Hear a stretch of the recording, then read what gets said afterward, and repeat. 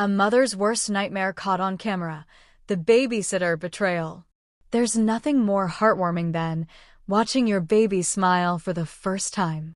That gummy grin, those tiny kicks, the soft laughter that fills the air, it's magic. For Mr. and Mrs. Badmus, the birth of their first son, Teo, was the most joyful moment of their lives. A beautiful, bouncing baby boy, with bright eyes and an infectious laugh, he became the center of their world overnight. Everything else suddenly felt less important. He was their son, their joy, their answered prayer. Mrs. Badmus, a gentle and hardworking nurse, had spent months preparing for his arrival. Her husband, Mr. Badmus, a disciplined banker known for his calm demeanor, was just as devoted. The couple was doing well, living in a cozy neighborhood, with steady jobs and stable income. All they wanted was to give their son the best of life. After spending her maternity leave at home, nurturing and bonding with her baby, Mrs. Badmus had to return to her nursing duties. It was a difficult decision, one that kept her up at night. But after several heartfelt discussions, she and her husband decided to hire a babysitter, someone trustworthy and nearby who could care for Teo while they were at work. Alaba came into the picture. A single mother herself, Alaba lived just down the street. She seemed perfect, polite, warm, and always smiling. During the interview, she spoke fondly of children, even calling little Teo my baby before her first day on the job. The Badmus thought they had found a gem. From the beginning, Alaba acted like the ideal babysitter. Whenever Mr. or Mrs. Badmus was around, she was cheerful and lively, always singing or playing with Teo. She'd talk about how lucky she felt to care for him. She even brought her daughter over once to meet the family. Everything seemed fine. But as months rolled by, Mrs. Badmus began to notice subtle changes in her son. Teo, once so full of life, always cooing, crawling, and laughing, was becoming strangely quiet. His bright eyes looked dull, his little arms hardly moved, and he stopped smiling altogether. He barely even cried. All he wanted to do was lie down and sleep.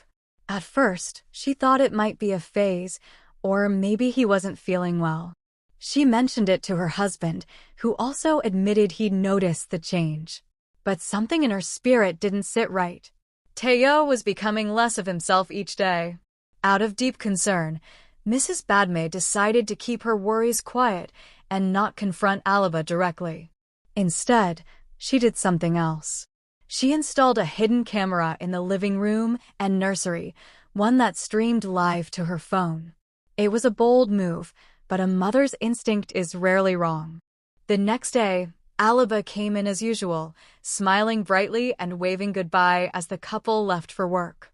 The moment she closed the door behind them, everything changed. She dropped the act like a heavy curtain. What unfolded on the camera made Mrs. Badmus' heart shatter. Alaba went straight to the kitchen, opened the baby's food container, and pulled out a small bottle hidden in her bag. It was a sleeping drug. Without hesitation, she poured a generous amount into Teo's meal, stirred it, and fed it to him forcefully. The poor child tried to resist, but she ensured he swallowed everything. Within minutes, Teo was fast asleep, motionless, eyes shut, completely unaware of the world around him. Alaba, clearly satisfied, dumped him onto the couch like a rag doll, grabbed her phone, and sat comfortably scrolling through social media. For hours, she laughed at videos, chatted, and even made phone calls, all while Teo lay there, heavily sedated and helpless. When the little boy finally began to stir and open his eyes, she stood up and prepared another meal, again laced with an overdose of sleeping medication. Once again, she forced him to eat it all. And once again, he drifted into unconsciousness. Tears poured down Mrs. Badmus' face as she watched this in real time. Her hands trembled. She couldn't believe that the woman she had trusted, the woman she had paid generously and treated like family, was drugging her son to sleep the day away just so she could have time to herself. She immediately called her husband and explained everything.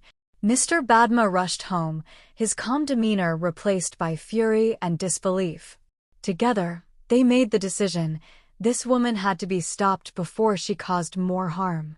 Without wasting time, Mrs. Badmus drove to the nearest police station. She filed an official report, handed over the footage, and 2 officers followed her straight back to the house. Alaba was in the middle of her usual routine, Teo unconscious, phone in hand, when the door burst open. Surprised and confused, she jumped to her feet. "Why the arrest?" "What did I do?" she asked, clearly panicked. One of the officers stepped forward. "You have the right to remain silent. Anything you say can and will be used against you in a court of law. You also have the right to a lawyer." Mrs. Badmus couldn't hold back anymore. She charged at Alaba with tears in her eyes, shouting, "You've been busted. I saw everything you've done to my son. What did we ever do to you?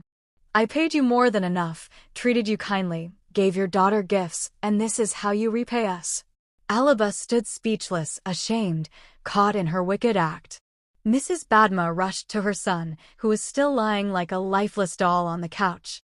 She scooped him up, cradling him close to her chest. "I'm so sorry, my angel. I had no idea what this wicked woman was doing to you. I hired her to care for you, not to drug you. Forgive me for trusting the wrong person." She turned back to the police.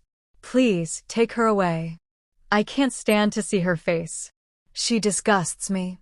The officers handcuffed Alaba and led her out of the house.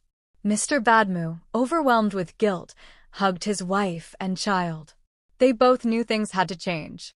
After long discussions and heavy hearts, they decided that Mrs. Badmus would resign from her hospital job.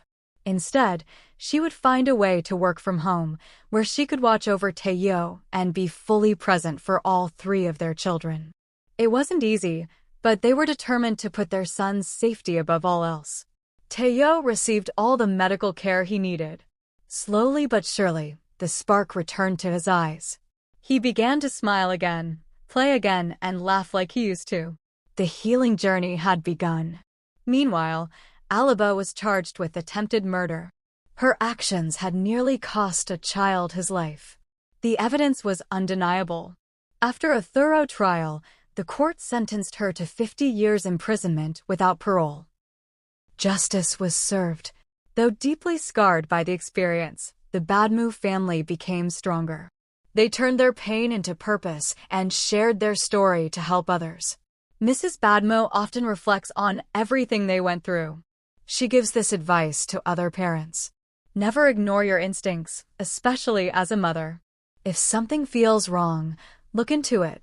Always know who you leave your children with, and don't assume smiles mean sincerity. Protect your children like a lioness, fierce and unapologetic.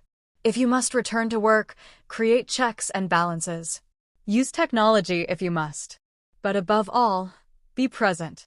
Nothing in this world is worth more than the safety and happiness of your children. And so, from one mother's heartbreak rose a powerful lesson, one that will echo through generations to come. Don't forget to like this video, drop a comment to share your thoughts, similar experiences, observations, or even criticisms. We want to hear from you. Please share this story with others to help raise awareness. Support the growth of this channel by subscribing, because here we tell real-life stories that open eyes and heal hearts.